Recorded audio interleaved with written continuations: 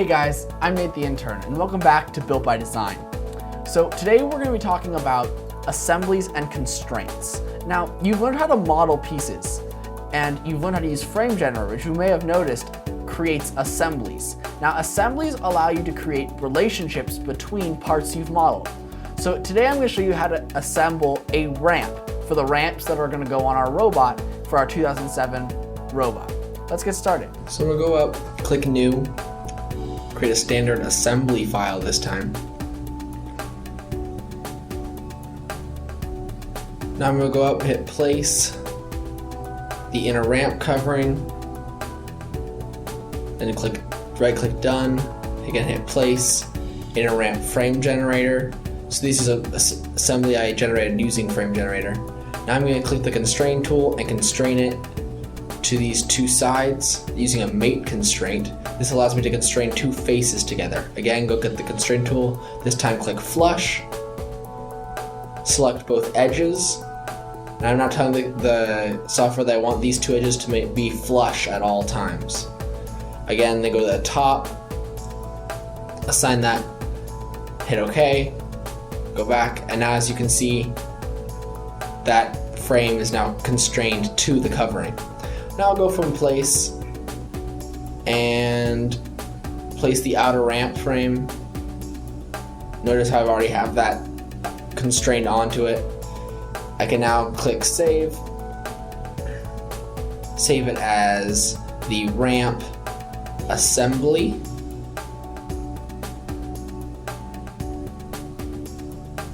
Go up. Again, click Open, hit ramp assembly.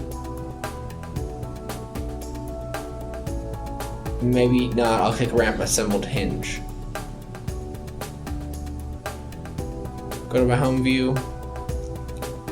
And now I'll zoom in. As you can see, I have some washers here.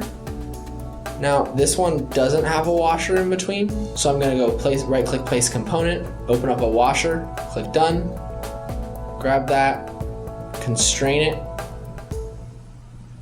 Using an axis constraint, I'm gonna mate this axis to that axis. That'll keep those constrained to each other. I then wanna apply a mate constraint like I did in the other video and mate it to a face.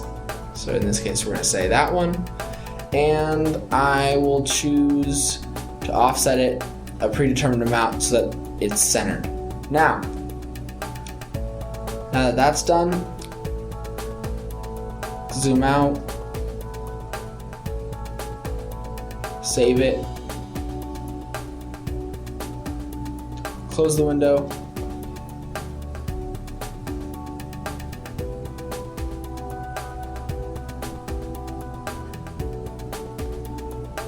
place the component,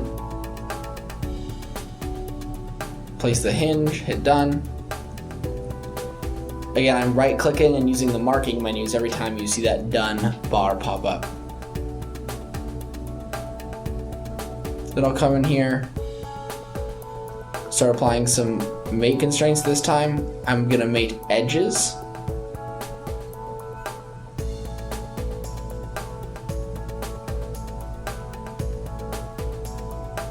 Use my view cube to get to the proper side of the part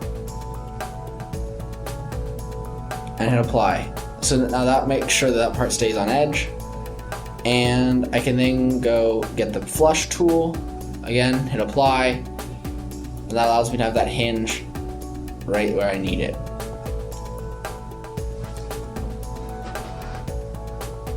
Nextly, I'm going to go in,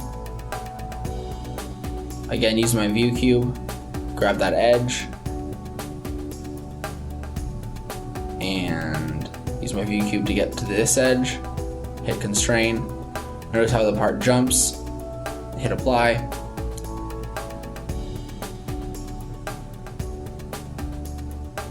Here, a little bit confusing, but I'll hit constrain those two faces to be mated together.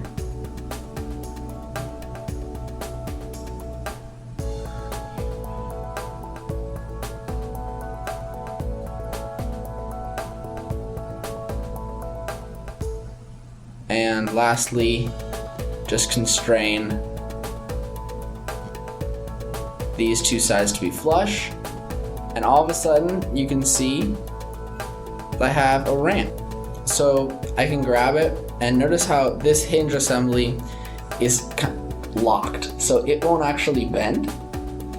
So what I need to do is right click, make it flexible, and that will allow the assembly to treat it like a set of parts as opposed to one stagnant part. This is important when you're trying to make robot models that have different assemblies, but you want them to move. All right, so now we have an assembled ramp. We can now take this and mount it to our chassis, and we can begin to get started. Now, these assemblies are one of the crucial components of Inventor. Without these, you're not able to create full working models. They also allow you to create models that move and show motion. Until next time, I'm Nate the Intern, and this is Built by Design. Good luck out there.